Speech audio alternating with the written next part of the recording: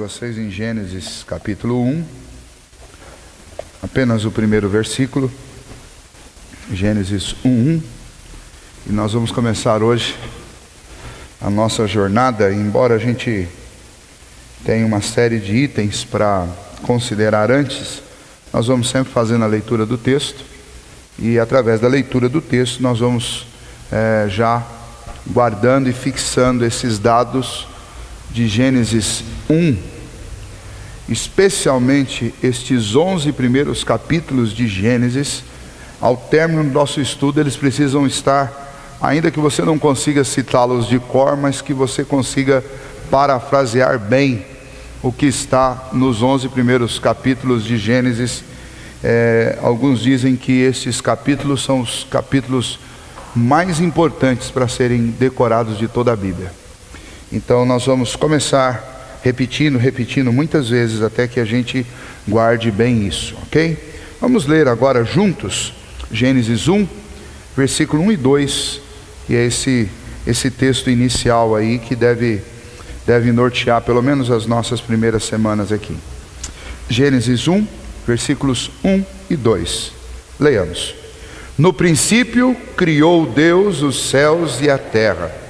A terra, porém, estava sem forma e vazia.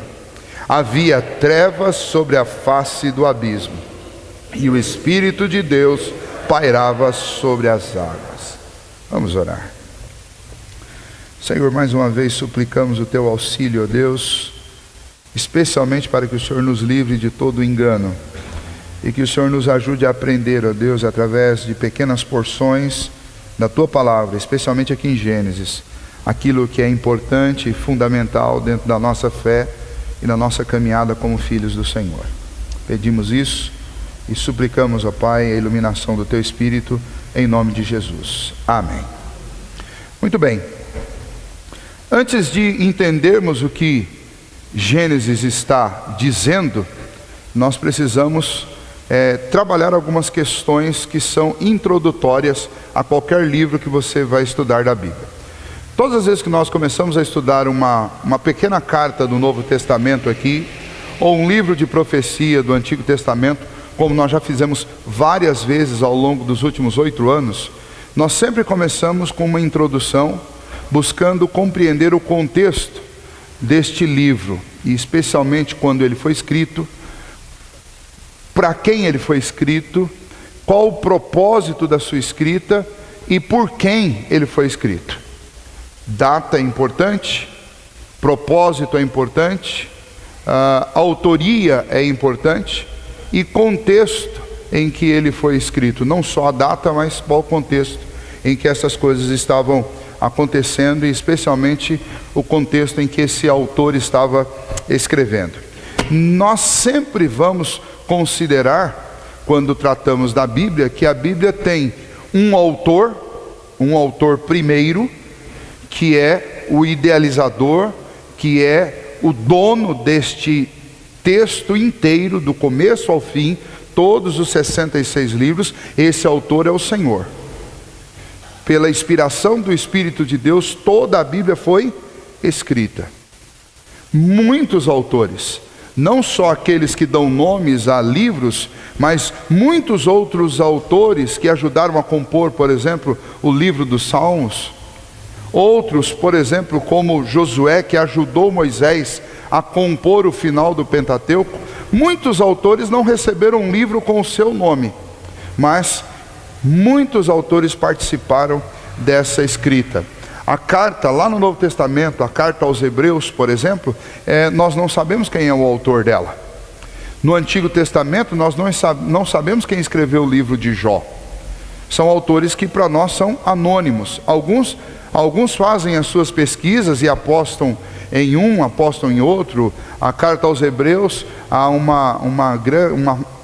fortes indícios, por exemplo, de que quem tem escrito esta carta era um ajudante de Paulo, um amanuense de Paulo. Nos últimos anos da vida de Paulo, ele não conseguia escrever, então ele ditava, e ele tinha um amanuense. Esse amanuense sabia, essa é a ideia mais provável, de suas intenções de escrever uma carta aos Hebreus, e sabia do conteúdo, E então, mesmo depois de Paulo ter morrido, esse amanuense foi lá e fez a obra. Só que ele não queria dar o nome dele para algo que ele havia aprendido. Essa é a hipótese mais provável. Se não que o próprio apóstolo Paulo tivesse escrito. Mas essa é bem improvável por causa de questões de data e algumas informações que não batem. Mas a Bíblia está cheia de livros que têm autores anônimos, ou capítulos da Bíblia que têm autoria anônima.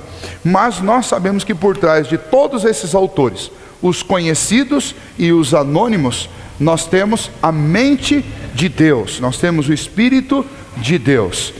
Os livros são diferentes, são mesmo.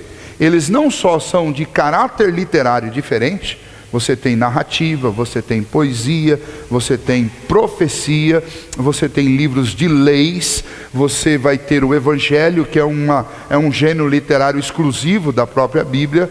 Então, você tem dentro das Escrituras vários gêneros literários diferentes, escritos por autores diferentes, com gêneros literários diferentes. Estilos são os mais diversos. Os mais diversos. Mas como pode isso? Isso inclusive é um argumento para provar que Deus nunca colocou ninguém em transe para escrever a Bíblia, né?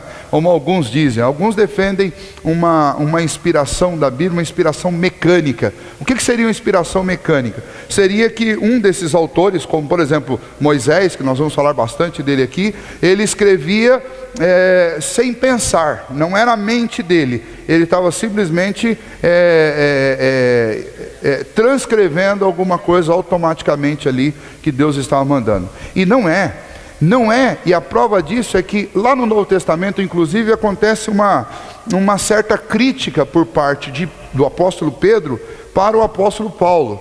E a crítica não é uma crítica destrutiva, é apenas uma crítica para informar as pessoas desinformadas a respeito da diferença entre aquilo que era escrito por Pedro, por João, e aquilo que era escrito por Paulo. Então Pedro diz lá, olha, o apóstolo Paulo escreve de forma difícil, é difícil de entender por causa da sua erudição.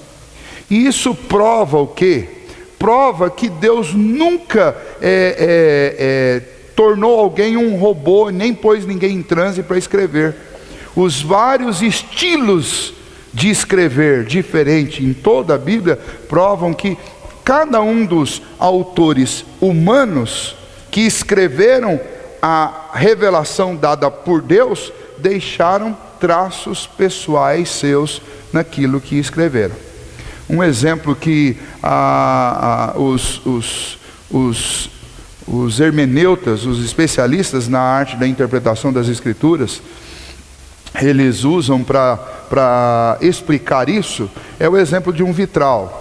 Quem aqui já visitou uma catedral que tem aqueles vitrais de várias cores, já deve ter flagrado esta cena.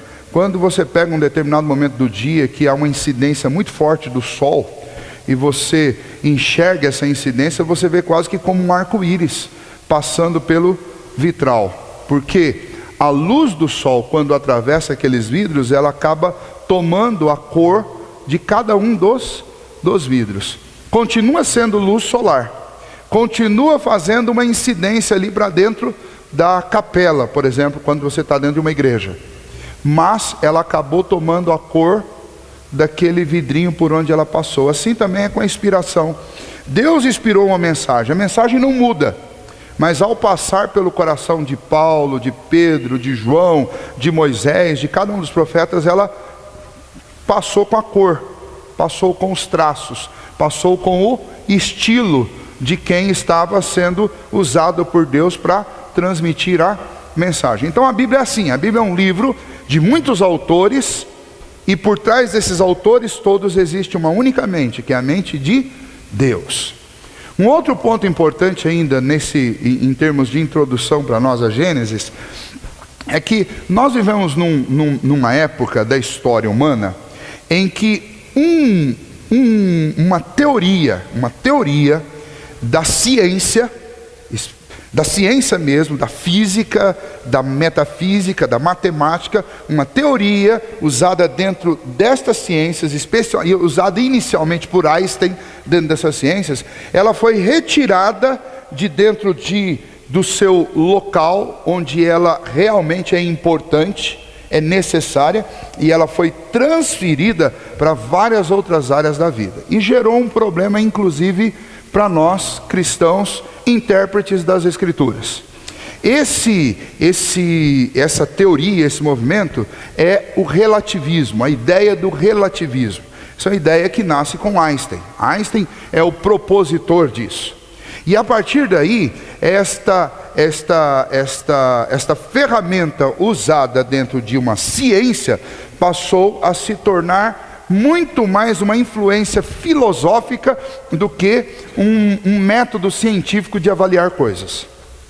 E quando isso se tornou um movimento, um pensamento, uma influência filosófica, isso aí impregnou a cultura, especialmente a cultura ocidental, de tal maneira que nós trouxemos isso até para o nosso linguajar. Então tudo que a gente vai conversar com alguém, quando surge a menor suspeita de discordância, a gente já usa uma frase que resolve tudo.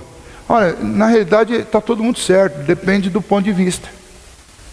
E aí você resolve todos os problemas alegando o quê? Alegando que a diferença entre a sua conclusão e a minha conclusão é porque eu não estou no seu lugar e nem você está no meu. Quando eu pego isso e aplico as Escrituras, daí eu vou ter um problema drástico, um problema dramático. Por quê? Porque as conclusões das Escrituras, aquelas conclusões que eu vou tirar de cada texto das Escrituras, elas têm por autoria um Deus perfeito com uma única mente.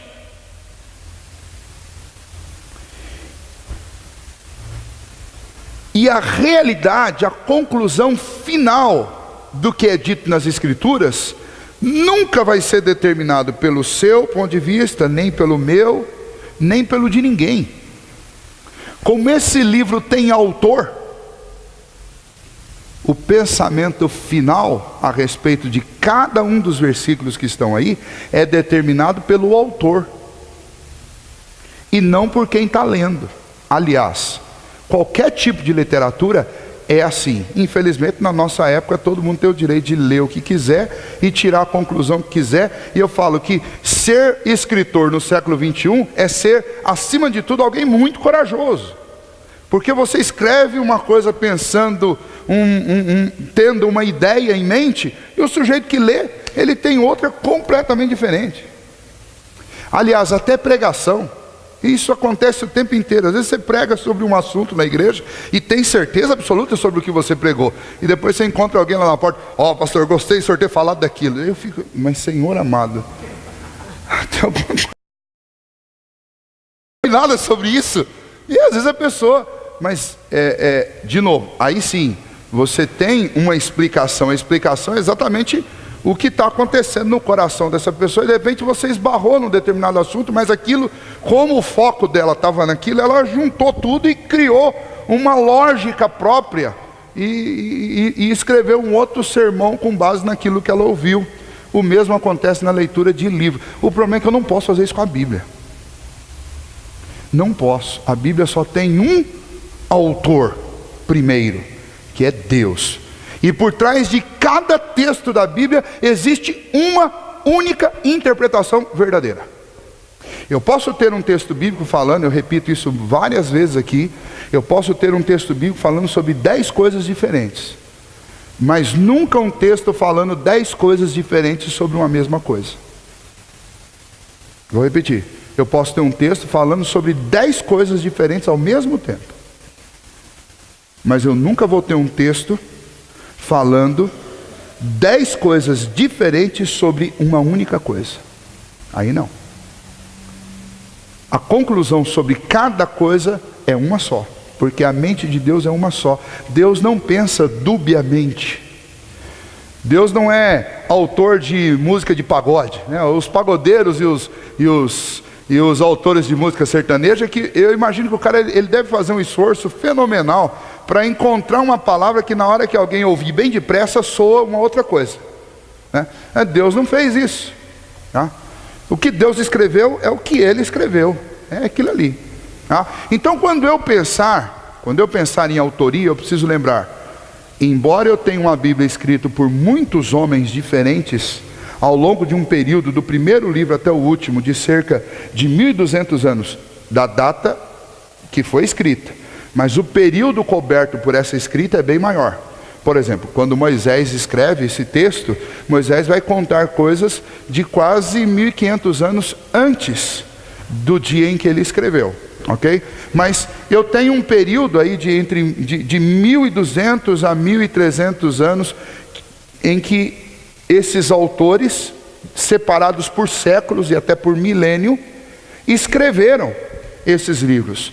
E os livros se harmonizam porque por trás de cada um deles havia uma única mente, que é a mente de Deus. E eu preciso lembrar disso, porque na hora de eu ler a Bíblia e interpretar a Bíblia, eu posso até identificar diferentes estilos de linguagem, diferentes características literárias, mas por trás de cada texto eu vou encontrar uma única conclusão. Eu preciso guardar isso. Esse é o ponto fundamental para nós. Por quê? Nós vamos entrar em alguns textos a partir de agora, aqui na quarta-feira em Gênesis, e no domingo em Apocalipse, que são textos em que as pessoas, ao longo dos anos, você tem professores brigando, e não chegando a conclusão nenhuma. Por quê? Porque ninguém abre mão dos seus pontos de vistas pessoais, dos seus próprios pressupostos. Eu não tenho a menor pretensão de chegar aqui e falar para vocês, ó, eu descobri a verdade sobre todos e ponto final, e é isso e acabou, tá? Porque se eu fizesse isso eu estaria sendo leviano. Mas o que eu vou tentar trazer para vocês são as melhores conclusões que já foram tiradas ao longo desses, pelo menos no que tange ao estudo reformado, da qual a nossa igreja tem uma tradição. Nos últimos 450 anos, desde Calvino até aqui, muitos professores, pastores, gente séria, crente, têm trabalhado para chegar e entender realmente qual era o propósito do Espírito de Deus com alguns textos que são mais difíceis. E o que eu vou trazer para vocês são essas conclusões, ok? E sempre com uma ideia do quê?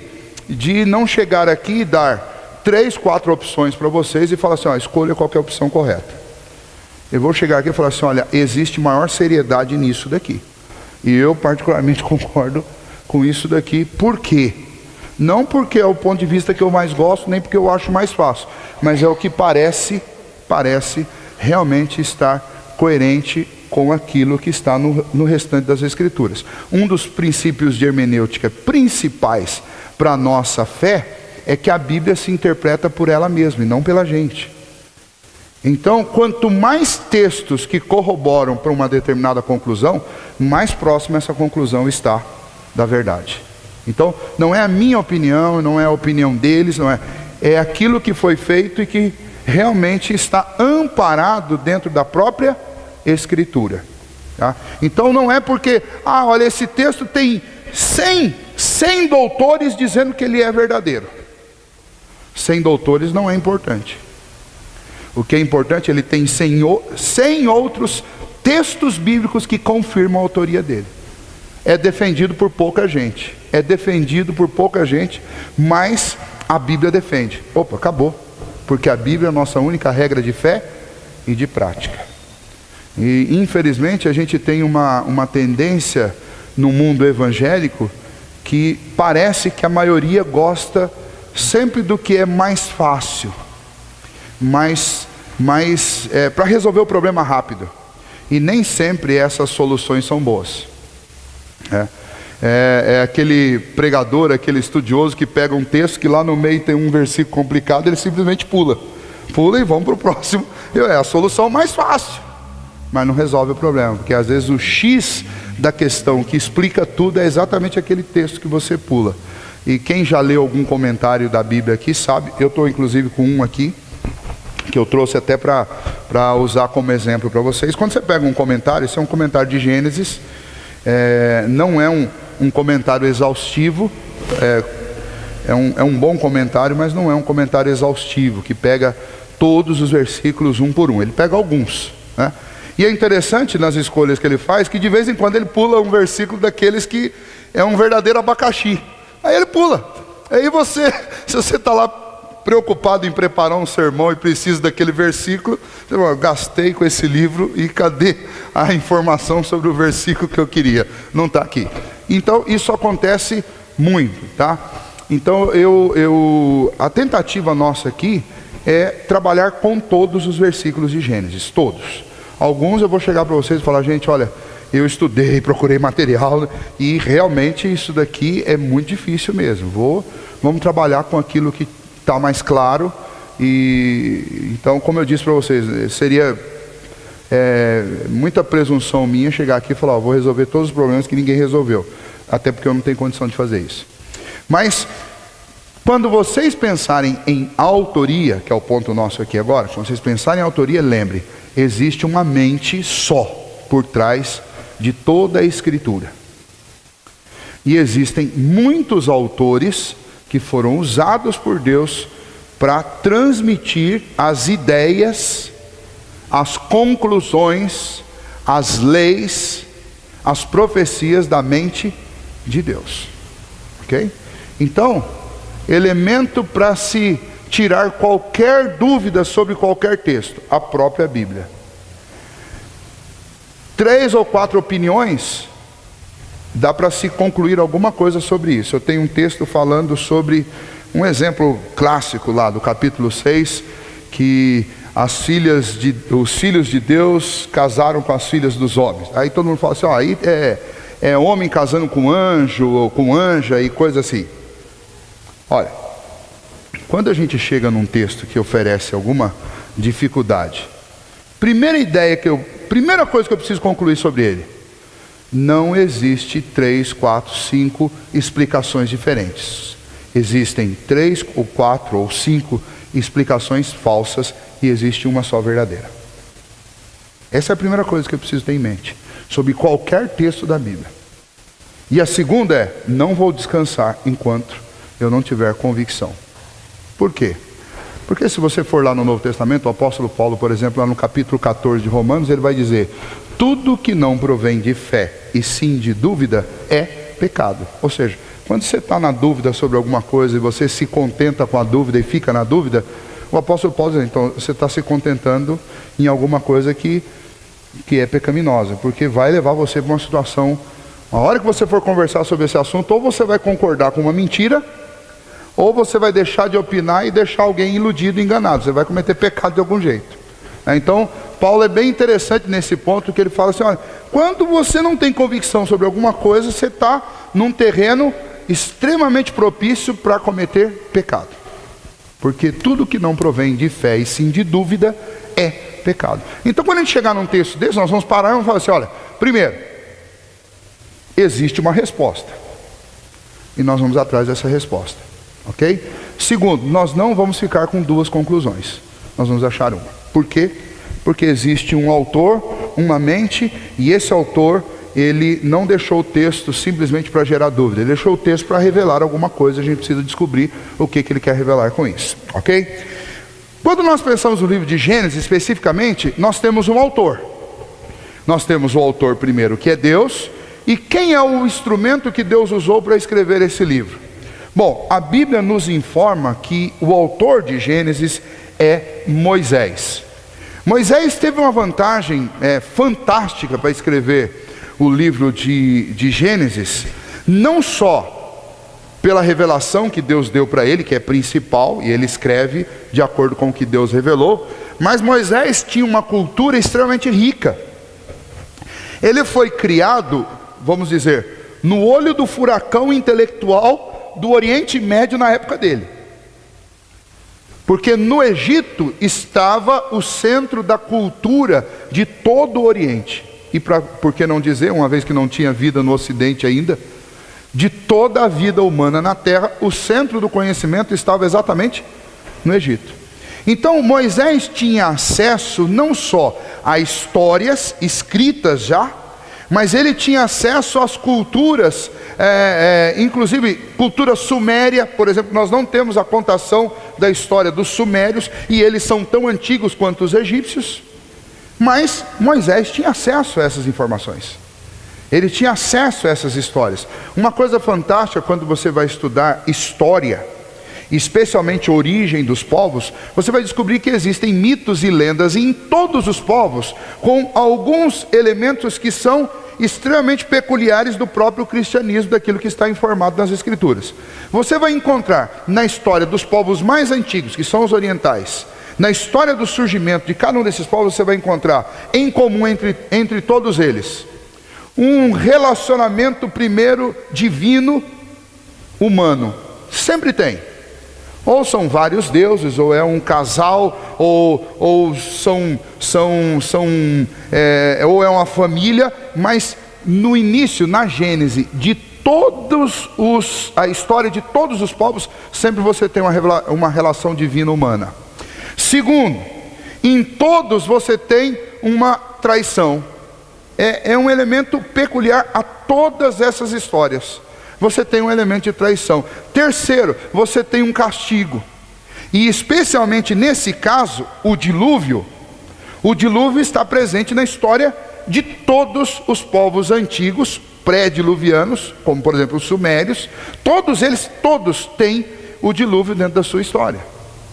Todos contam que antes do dilúvio haviam reinados extravagantemente longos. Muito além dessa contação de anos que nós fazemos aqui. Isso é elemento em comum em todas as culturas orientais. Como nós ocidentais temos pouquíssimo interesse por história, muito menos por história oriental, a gente não tem esses dados. Mas quando você pega e começa a estudar um livro, por exemplo, como Gênesis, vai buscar nos livros de história as confirmações sobre a autoria de Moisés, todos eles vão falar a mesma coisa. Aqueles que não são cristãos dizem o seguinte: Moisés escreveu o livro de Gênesis e fez uma colcha de retalho com todas as histórias de todos com a origem de todos os povos pré-diluvianos e pós-diluvianos imediatamente, porque ele esteve lá no Egito e ele teve acesso a todas essas informações.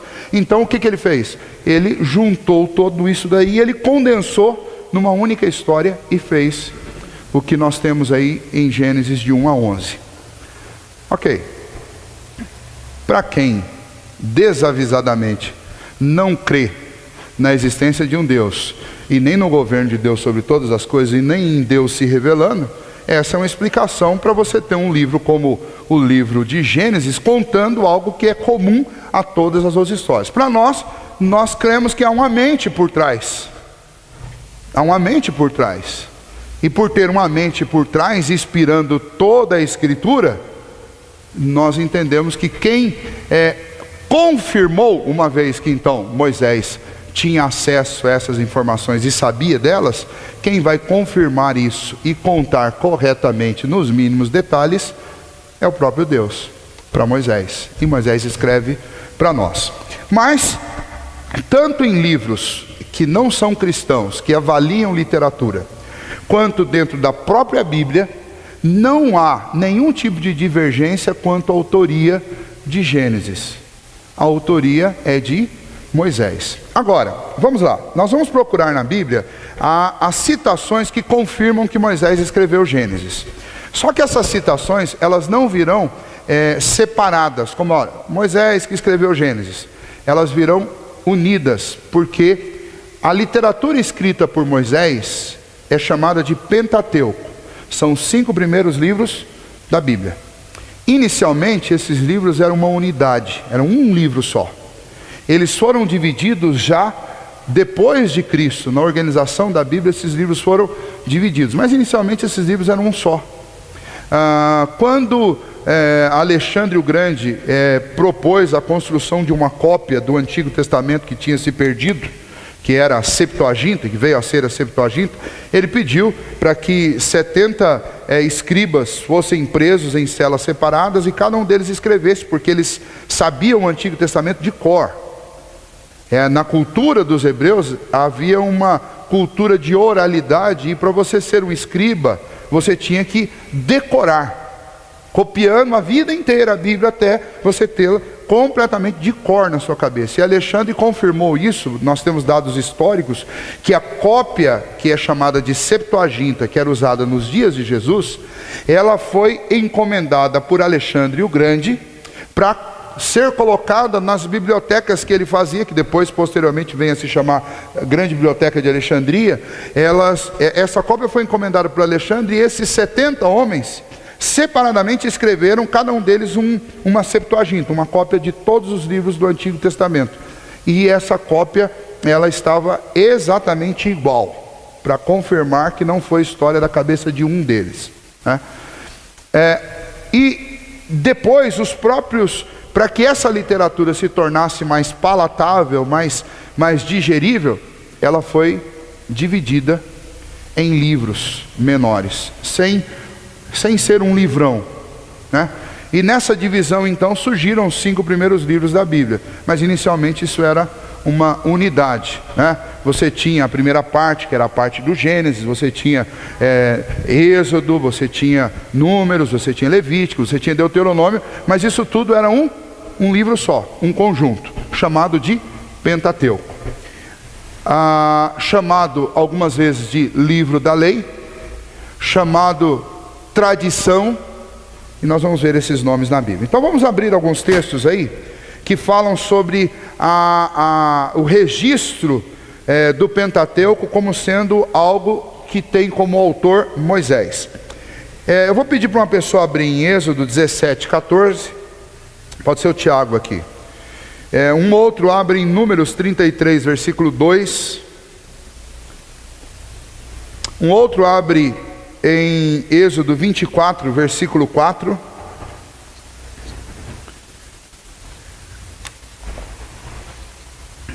Vamos ler esses textos por enquanto. O autor de Gênesis recebera de Deus revelações e registrou atos redentores para a posteridade, conforme somos ensinados na totalidade dos 5 livros.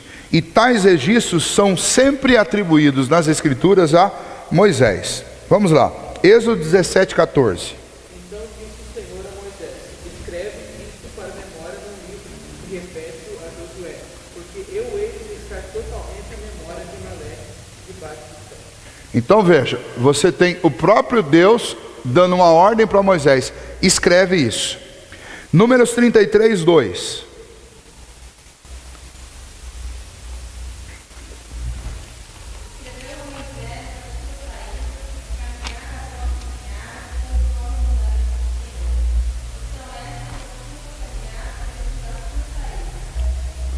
Ok. Êxodo 24, versículo 4. Moisés escreveu todas as palavras do Senhor, e tendo se levantado pela manhã de madrugada, erigiu um altar ao pé do monte e 12 colunas, segundo as 12 tribos de Israel. Êxodo 34, 27. Pode deixar que eu leio esse. Disse mais o Senhor a Moisés: escreve essas palavras, porque segundo o teor destas palavras fiz aliança contigo e com Israel. Ok. Deuteronômio 31, 22. E uma outra pessoa, perdão, só 31, 22 por enquanto. Deuteronômio 31, versículo 22.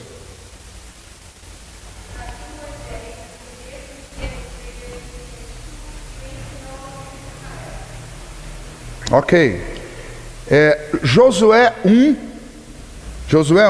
versículos 6 e 7. Agora nós já saímos do Pentateuco. Ok, alguém podia dizer assim: ó, tudo bem, pastor, mas isso aí, já que nós estamos falando do Pentateuco, você não pode usar um texto do próprio Pentateuco para dizer que foi Moisés que escreveu. Então vamos sair do Pentateuco e vamos olhar outros textos. Josué 1, versículos 6 e 7. Ser forte e corajoso, porque tu farás este povo herdar a terra que, sob juramento, prometi dar a seus pais. Tão somente ser forte e muito corajoso para teres o cuidado de fazer, segundo toda a lei que o teu servo Moisés te ordenou. Dela não te desvies, nem para a direita, nem para a esquerda, para que sejas bem-sucedido por onde quer que estás. Ok, Deus está falando com Josué e dizendo que ele deve seguir a lei que ele deu através do servo Moisés. Segundo livro das Crônicas, capítulo 25, versículo 4. Uma outra pessoa abra. Segundo livro das Crônicas dos Reis, Crônicas dos Reis, 25, versículo 4. Uma outra pessoa vá para o Evangelho, vai lá para o Novo Testamento. Aliás, perdão, ainda no Antigo Testamento. Esdras 6, 18. Esdras 6, 18. E um outro, Neemias 13, versículo 1. Josué 1, 6, já foi. 2 Crônicas 25, 4. Quem encontrou pode ler.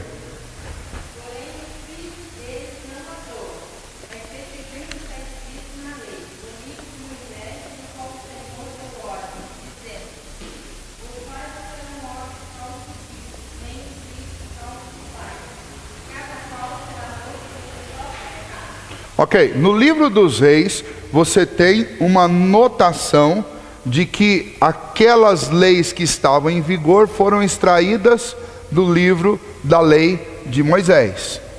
Esdras 6, 18.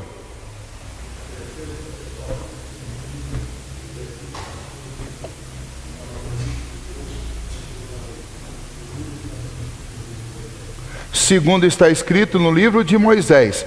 Esse livro que está sendo citado é o livro de Levítico, porque o livro do estabelecimento do sacerdócio e dos cerimoniais é o livro de Levítico, tá? É o livro escrito por Moisés. Neemias 13, versículo 1.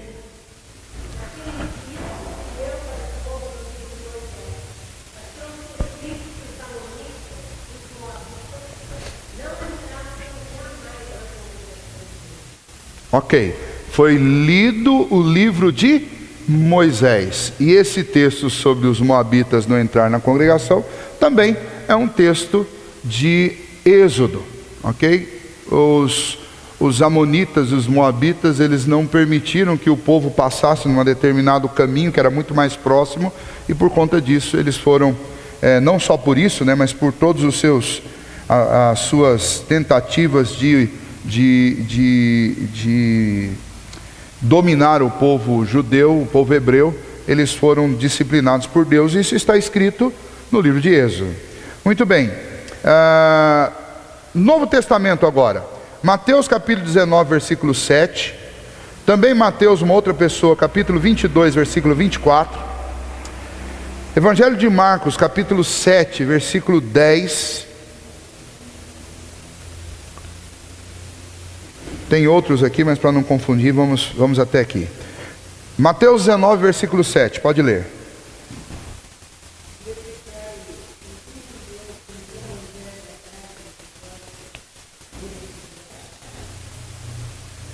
Ok, você tem citação da lei de Moisés. Mateus 22, 24.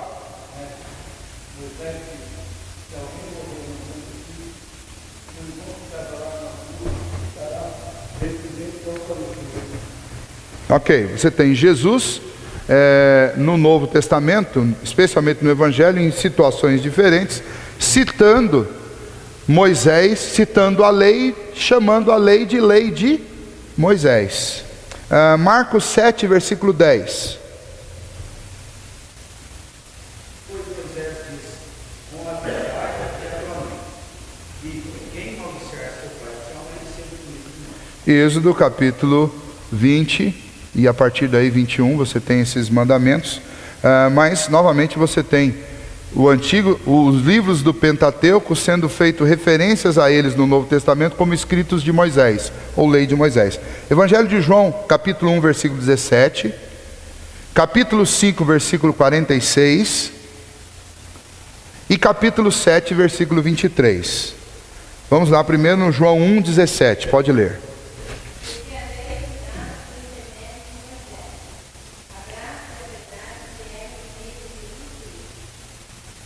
Ok, lei de Moisés. O 5:46.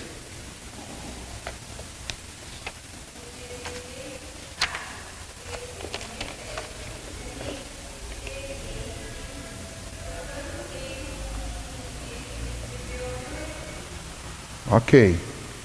E por último, o 7:23. E se um homem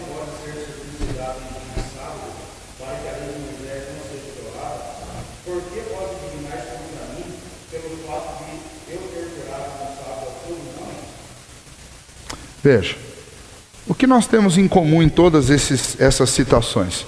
Todas essas citações são citações da lei e são chamadas como lei de Moisés. Então, eu tenho a Bíblia do Antigo ao Novo Testamento, sempre uma referência aos 5 primeiros livros da Bíblia como os escritos de Moisés, a lei de Moisés, a tradição de Moisés, tá? Esses textos últimos que foram citados, eu sei que alguns deles mexem com assuntos que são polêmicos, mas não fique nos assuntos polêmicos aí dos evangelhos agora não. O ponto para nós é só um. O ponto é lei de Moisés, escritos de Moisés. Quem disse isso?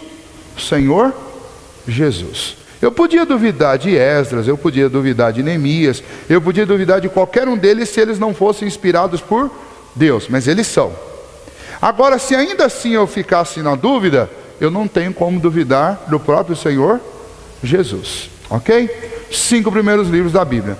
Agora, quais são as contestações que são feitas à autoria de Moisés? A principal delas, eu vou mostrar para vocês. Abram o texto de vocês lá, especialmente em Deuteronômio capítulo 34.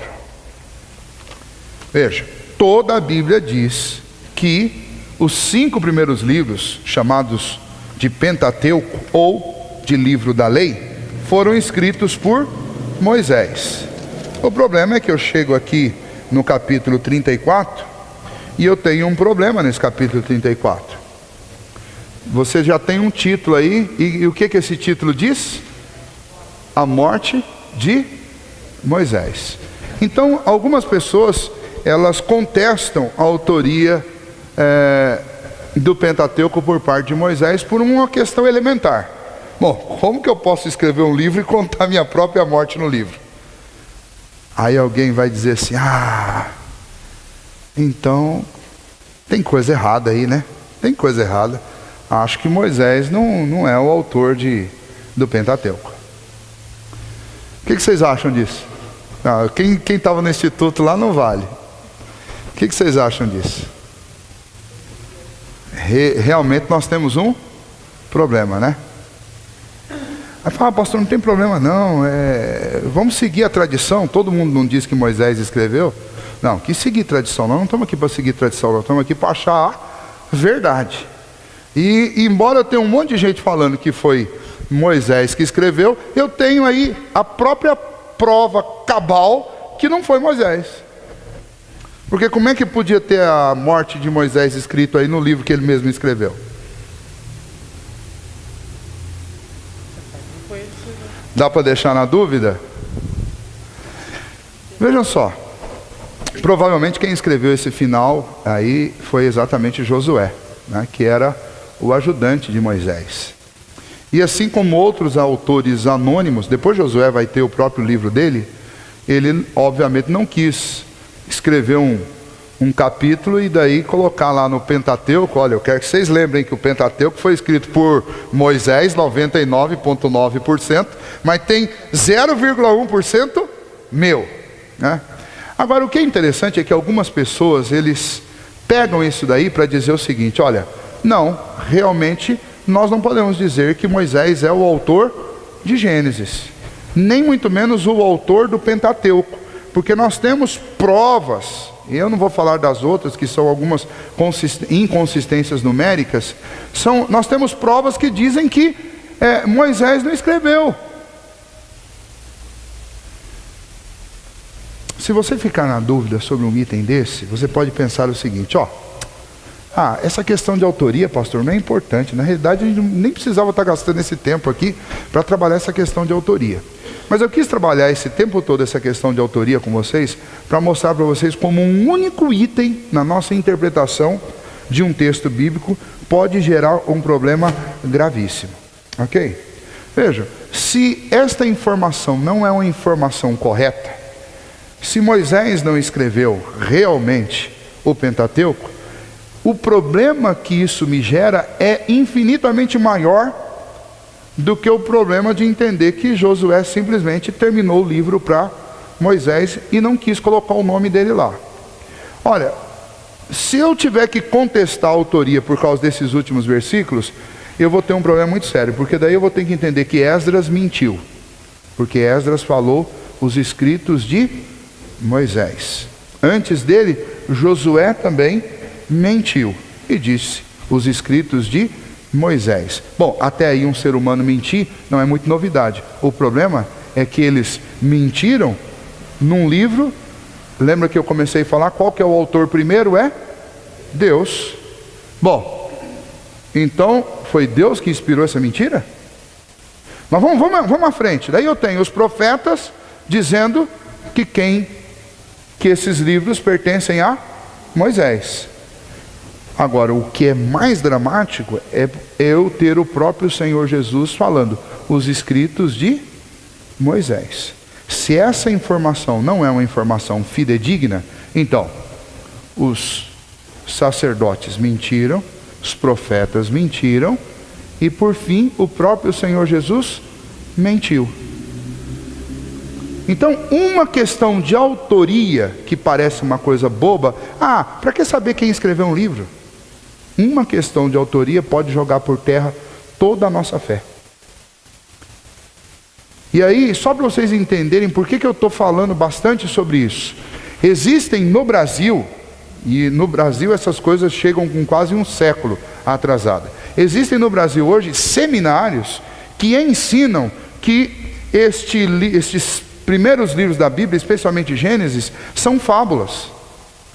E que são de múltiplas autorias, que na realidade Moisés é apenas um compilador de histórias. Isso, seminários cristãos ensinando esse tipo de coisa. O problema de ensinar esse tipo de coisa é que você desconstrói tudo. Você transforma os homens que foram inspirados por Deus no ato de escrever a Escritura, eles escreveram mentiras, coisas erradas, imprecisas. Se eles fizeram isso, e a mente por trás do que eles estavam fazendo é a mente de Deus, então Deus é impreciso e Deus mente. E o pior, Jesus Cristo, que diz ser o meu Salvador, que diz, eu sou o caminho, a verdade e a vida, fala com imprecisão e mente. Mas como é que eu posso confiar que Ele é a verdade e a vida? Então não é bobeira você gastar tempo simplesmente para ter convicção sobre quem escreveu um livro. Nesse caso de Moisés especialmente, porque eu tenho vários livros da Bíblia dizendo que foi Moisés. Aí como é que eu explico então essa questão? Como eu já disse para vocês, a única parte do Pentateuco que não foi escrita por Moisés foi exatamente o finalzinho do livro de Deuteronômio. Só para entender uma coisa importante, o livro de Deuteronômio, ele é chamado de repetição. Porque alguém podia dizer, mas como é que Josué podia saber o que era para escrever lá?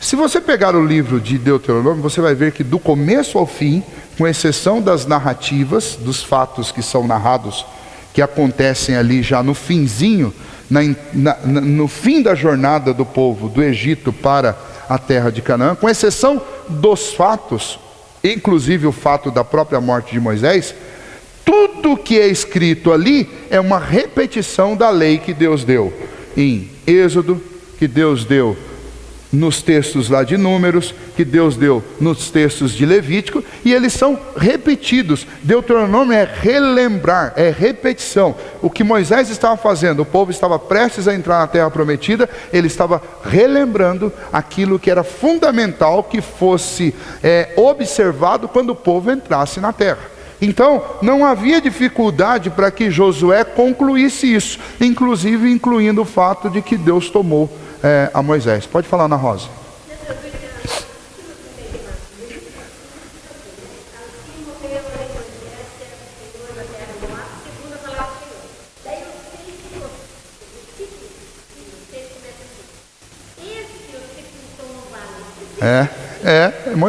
Josué. Então você tem aí uma nobre contribuição de Josué, concluindo toda a obra de Moisés e ocultando o nome dele, que você vê, ele não põe nem o nome aí, ele fala este. Tá? É uma coisa, Exato. É uma coisa muito semelhante ao que Paulo fala quando ele está lá em lá nos livros de 1 e 2 Coríntios, quando ele faz referência a ele, num dos textos, por exemplo, ele diz assim: conheço um homem que na carne ou fora da carne não o sei, foi levado ao terceiro céu. Ele não cita o nome dele por uma questão de nobreza, ele não vai falar dele, né?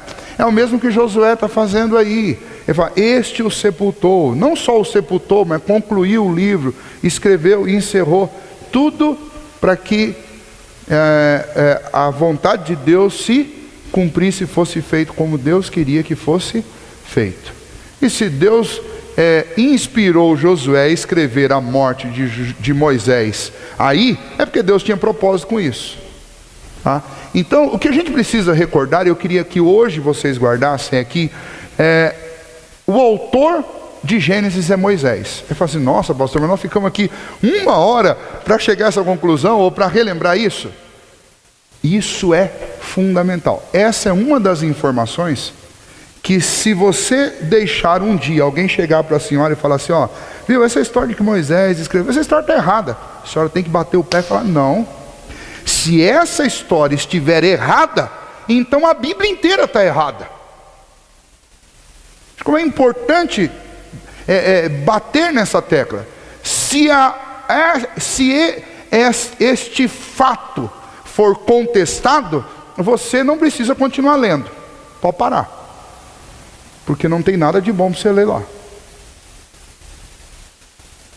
Porque todos os autores, de todas as classes, reis, profetas, sacerdotes e o próprio Senhor Jesus, erraram. Então, nem começa a ler. Então, antes de nós começarmos, nós vamos dedicar um tempo com essas questões importantes. Hoje a gente falou um pouquinho sobre autoria. Ao longo do estudo, várias vezes nós vamos chegar em pontos que nós vamos ter que relembrar a questão da autoria. Mas hoje eu queria começar com isso. Quem escreveu o livro de Gênesis? Não é para falar baixinho, não é para duvidar, não é para ter medo de falar, é para dizer com todas as letras: o livro de Gênesis foi escrito por Moisés. E teve sim uma contribuição de Josué. Moisés citou fatos que possivelmente ele não só foi inspirado por Deus, mas fazia parte também do conhecimento dele adquirido no Egito, com toda certeza. Com toda certeza. Agora, a autoria é dele. E sobre ele, a autoria é de Deus. E ponto final, e não se toca mais nisso. Tá? Então, isso é importante, guardem isso. Essa Gênesis, nós vamos falar na semana que vem sobre o estilo literário de Gênesis, que é muito importante. Gênesis é uma narrativa, mas é uma narrativa completamente singular. Tem alguns adjetivos nessa narrativa que só são usados para Gênesis em toda a literatura do mundo. Só Gênesis tem essas características. Gênesis é um livro que desperta contestações a coisas simples. As contestações começam com quem escreveu, depois elas vão: dia de 24 horas, dia de eras, são coisas que parecem: mas que diferença vai fazer se eu falar que o dia tinha 24 horas ou se durava 1 milhão de anos? Não vai mudar nada, Deus estava criando do mesmo jeito. Não, muda tudo. Então, ao passo que a gente vai andando em Gênesis, nós vamos acabando com todas essas tentativas de tirar o sobrenatural, de tirar o Todo-Poderoso, de tirar a mão de Deus de dentro de Gênesis. Porque o movimento do mundo, e inclusive de algumas escolas liberais hoje, o movimento é exatamente o contrário. É tirar Deus de dentro de Gênesis. É transformar Gênesis num livro de história. E aí você vai tirando todo tipo de sobrenaturalidade, todo tipo de inspiração divina, você vai arrancando tudo. E eles já fizeram isso. Tá? Então a gente precisa no livro de Provérbios tem uma declaração interessante que diz: não remova os marcos antigos. Nós estamos fincando os marcos antigos de novo. Tá? E o primeiro deles é assunto de escola dominical de criancinha. Quem é o autor de Gênesis? Moisés. E não se fala mais nisso. Porque se eu duvidar disso, então caiu por terra tudo. Então vejam bem que toda a nossa fé, a nossa religião está construída em cima de alguns pilares. Um deles é a inerrância das Escrituras. Um deles é a toda a suficiência de Cristo. Um deles é a divindade de Cristo. Um deles é a inspiração das Escrituras. Quando você nega a autoria de Moisés, você destrói tudo. Você quebra tudo. E não só a questão da autoria de Moisés, outras, ok? Mas eu queria que vocês guardassem bem isso. Esse assunto às vezes não parece muito importante para nós, mas ele é de suma importância. Se vocês quiserem pesquisar sobre isso, pesquisem. Se surgir perguntas sobre isso durante a semana, você lê alguma coisa, descobri que escreveram lá alguma coisa sobre a autoria de Moisés. Se quiser trazer, pode trazer. Ou você traz sua pergunta escrita, ou você vem com ela preparada e me fala aqui um pouquinho antes, ou pode falar agora no final. Se alguém quiser perguntar alguma coisa também, eu estou à disposição. E lembrar vocês, igual a Ana Rosa fez lá, alguns que estão vindo agora no começo, se alguém quiser falar alguma coisa, perguntar, levanta a mão, e às vezes eu não te passo a palavra no minuto, mas dá uma insistida que eu já passo. Vou terminar de fazer o meu raciocínio aqui, vou passar para vocês. Tem alguma pergunta que vocês gostariam de fazer sobre essa questão aí da autoria de Gênesis, não só de Gênesis, mas de todo o Pentateuco? Ok? Alguma outra colocação? Não? Tudo em paz? Esse silêncio significa ou que entenderam tudo ou que não entenderam nada. Mas é simples. Eu falo que nosso entendimento e a nossa simplicidade tem que ser de uma criança. Você chega uma criança e diz: Moisés escreveu Gênesis. Ponto final. Ela crê nisso. E é assim que a gente deve fazer. Fala, Douglas.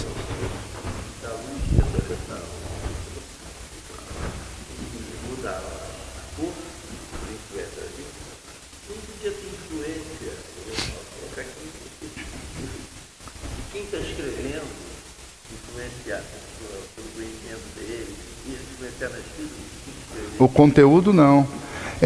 Porque se tivesse, você não conseguiria casar os 66 livros. Eu entendi o que você falou. Eu vou pensar por mim, Deus está me mandando escrever um negócio, mas deixa eu dar uma ajudadinha aqui e tal, vou pôr alguma coisa.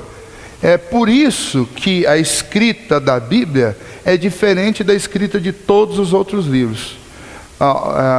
Não só Douglas, mas todos nós. Para vocês terem uma ideia, teve um período que é chamado de período interbíblico, um período de 400 anos entre o último livro que foi escrito no Antigo Testamento e o primeiro evangelho escrito na década de 50 do Novo Testamento, da década de 50 depois de Cristo.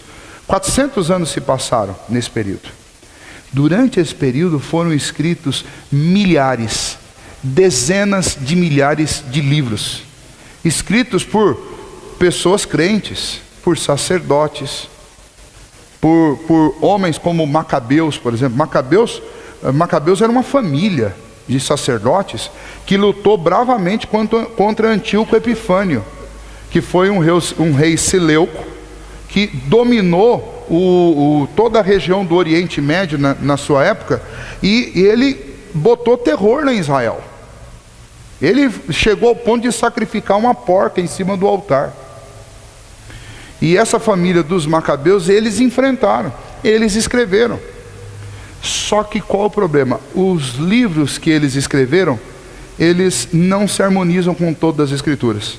Eles vão bem em quase tudo, mas chega num ponto que ele bate de frente com Moisés, bate de frente com Jesus, bate de frente com... não tem harmonia. Então, quando o cânon foi fechado, que foi o ajuntamento dos livros, vários critérios foram usados para identificar quais eram os livros bíblicos. Tá? Porque nós estamos num ambiente aqui muito facilitado, né? Nós já pegamos a Bíblia pronta, traduzida inclusive na nossa língua. Eles não. Nos 3 primeiros séculos da era cristã, você tinha o Pentateuco, o Antigo Testamento, que era a Septuaginta fechada, né? Mas você tinha, desde o último livro do Pentateuco até o final do primeiro século, você tinha centenas de milhares de livros e cartas percorrendo as igrejas. Como definir quais são? Qual é o testamento novo deixado por Deus? E aí foi criada uma série de critérios, entre eles que tinha que ser de uso comum da igreja no primeiro e no segundo século, ou seja, aquilo que naturalmente foi usado pela igreja. Segundo, que estivesse em harmonia, com toda a Septuaginta. Terceiro, que tivesse a autorização apostólica, tinha que ter anuência apostólica. Aqueles que eram escritos por Paulo, ok, já tranquilo, porque tinha sido ele que tinha escrito. E os outros tinham que ter sido em algum momento usado por um apóstolo como revelação de Deus.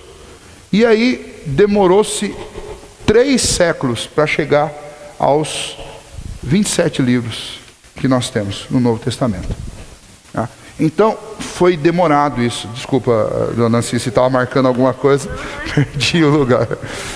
Então, Douglas, isso prova para mim que estes livros, embora tragam o perfil pessoal de cada um no jeitão de escrever, o conteúdo deles é puro. É isso que os difere. Eu, por exemplo, sou pastor, tenho um pouco de conhecimento bíblico, tenho algumas experiências da vida, eu decido escrever um livro.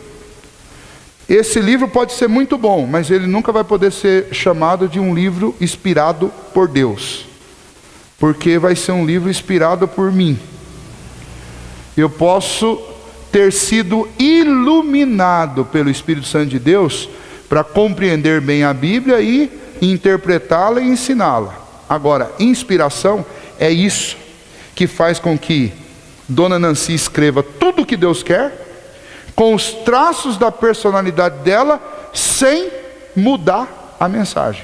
É uma obra sobrenatural, sem dúvida nenhuma, é sobrenatural. Por isso que a Bíblia está fechada, porque essa obra aconteceu só com esses 66 livros aqui. E a escolha não foi fácil, não foi entre meia dúzia, não era escolher 66 entre 100, era escolher, no caso do Novo Testamento, 27 entre centenas de milhares. Um trabalho que também contou com a ação do Espírito de Deus, senão não teriam concluído essa obra nunca, né? Já imaginou se fosse para escolher hoje? Vamos escolher hoje 20 livros que sirvam para descrever totalmente a literatura brasileira? Ó, se tivesse que guardar numa arca aí, porque vai acontecer um cataclisma, quais serão os 20 livros que vão representar os brasileiros? Nós vamos brigar 100 anos para conseguir isso e não vamos chegar a conclusão nenhuma. Então imagine a dificuldade que foi para chegar nesses livros. É óbvio que teve ação do Espírito Santo, até na seleção dos livros. Agora, que houve uma transferência de estilo, houve. Olha, Douglas, no seminário a gente é obrigado a fazer, para você ser aprovado, no seminário que eu fiz, o Rogério fez, você é obrigado a fazer 4 exegeses. Exegeses são estudos interpretativos textuais nas línguas originais. Antigo Testamento hebraico, Novo Testamento grego. Então são 2 do Antigo Testamento e 2 no Novo, na língua grega. E a gente é obrigado a fazer isso. Eu fiz num texto que foi escrito por João, no Novo Testamento, e fiz no texto que foi escrito por Paulo. A diferença entre um e outro é absurda. É absurda. Tá? Um texto de João é como se estivesse pegando um texto escrito realmente por um pescador, com toda a simplicidade que é própria de um pescador. Os argumentos de João duram um versículo, um parágrafo. Os argumentos de Paulo, eles são um livro inteiro. Ele começa um argumento no capítulo 1 e termina no último capítulo, o argumento dele. E às vezes para interpretar um versículo você precisa interpretar o capítulo inteiro para poder chegar à conclusão, tá? Então aí você vê a diferença entre um e outro. Se Deus tivesse pego João para escrever as mesmas coisas que Paulo escreveu, seria muito mais fácil de entender. Mas Deus sabe o porquê que ele escolheu cada um para cada tarefa. Então o estilo passou, sem dúvida nenhuma. Agora, o conteúdo, nós temos que crer que ele foi piamente preservado. Ok? Mais alguma questão?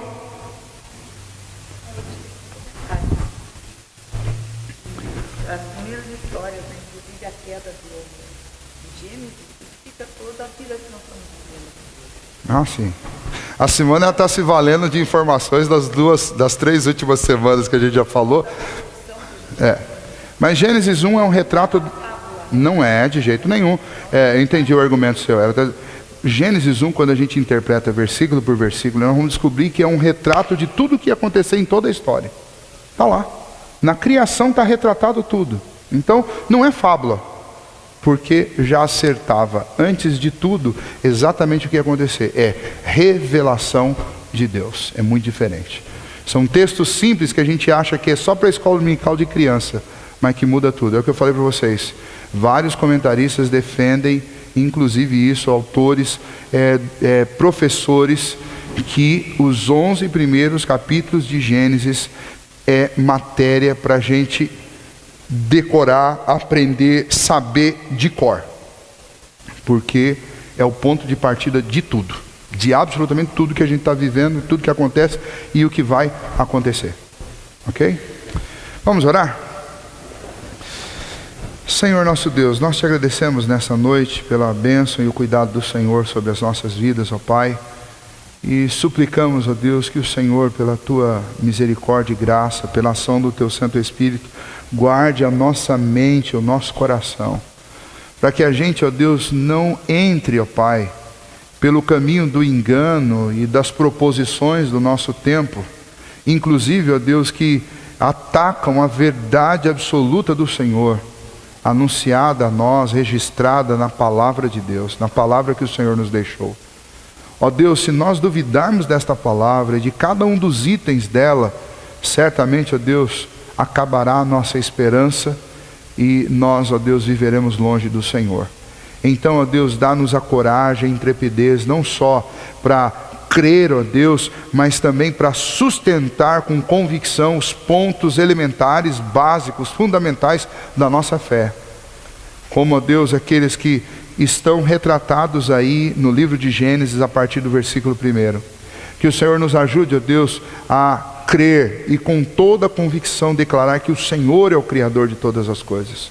Que o Senhor é o Deus que se revela e se revelou primeiramente através de Moisés, para que nós pudéssemos, ó Deus, ter registrado a história como de fato ela aconteceu. E então, ó Deus, a nossa oração é que o Senhor nos ajude a voltar, ó Deus, a esses marcos antigos que o Senhor deixou, para que a nossa vida não fosse vivida no engano, mas sim à luz da verdade. Ó Deus, a tua palavra, nós lemos no início deste culto nesta noite, diz que ela é lâmpada para os nossos pés, é luz para o nosso caminho. Que assim, ó Deus, nós sempre usemos esta palavra, Pai, para entendermos qual é a vontade do Senhor e para enxergarmos o terreno, ó Deus, onde temos pisado, suas ciladas e suas dificuldades. Abençoe a vida de cada um que está aqui nesta noite. Dê o desejo profundo e sincero de te conhecer mais através das Escrituras. E que este conhecimento, ó Deus, nos fortaleça e nos anime a viver de acordo com a tua vontade. Obrigado por estes homens, ó Deus, que o Senhor usou, mesmo com suas imperfeições e dificuldades. O Senhor usou para fazer registrar a sua palavra. Obrigado pela vida deles e obrigado pelo serviço deles, que foi debaixo de grande dificuldade, alguns até de perseguição. Mas eles, ó Deus, pela ação do teu Espírito, foram fiéis ao Senhor e registraram tudo que era necessário para que nós te conhecêssemos, Senhor. Obrigado pela vida deles e ajuda-nos, ó Deus, a ensinar corretamente aquilo que eles nos passaram.